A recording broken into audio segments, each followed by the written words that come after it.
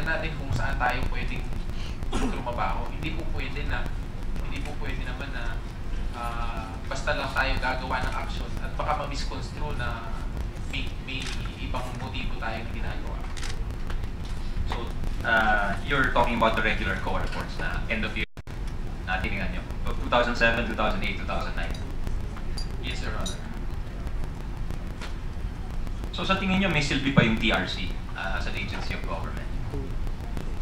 Your Honor, with the rationalization, yung pagkaka-rationalize po niya, at saka yung current functions po niya ngayon at yung value niya ngayon the Department of Science and Technology, maganda po siguro may pakita na yung value niya talaga ngayon is more evident dahil ang dami ho nating mga innovations, ang dami ho nating mga developmental studies na nagagawa ng ating mga researchers na pinaglalaanan din natin ng pondo, minsan pondo ng gobyerno para mag-develop ng mga researches. Hindi ko ito na-roll out. Ito ngayon ang mandate ng Technology Resource Center. I-roll out itong mga innovations na to at i-trigger siya i-partner siya with the private sector. And then once you do that, mag-trigger siya ng panibagong social economic activity.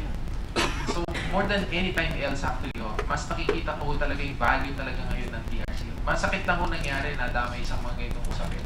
So, ang opinion nyo is mas mainam pa na palakasin yung TRC? Opo. Actually, Your Honor, if I may add, dun sa binabanggit po kasi kanina na yung ginawa namin yung mga policies na noong time na pumasok po tayo, kung makikita nyo dun sa COA report, nung special audit na po ito, special audit report po ng COA, mismong sinabi po ng COA na the center agrees with the observations of COA and then we fully operationalize the provisions of COA Circular 2007-001 in our policies. Ang sinabi po ng COA doon, the team appreciates the efforts being exerted by the TRC to address the issues and raised in the report. So, yung mga efforts po natin na in-institute, ni-report din po natin yung sa COA, sa special audit. And the special audit recognizes our transparency effort nung umupo tayo para lahat po ng processes ngayon tumaan sa tamang proseso. Hindi ko namin basta in-implement na hindi namin pin-approve sa board. Nung na-approve na ho ng board, inilagay namin, pin-publish namin and everything. So para malinaw. Okay, noted, Director.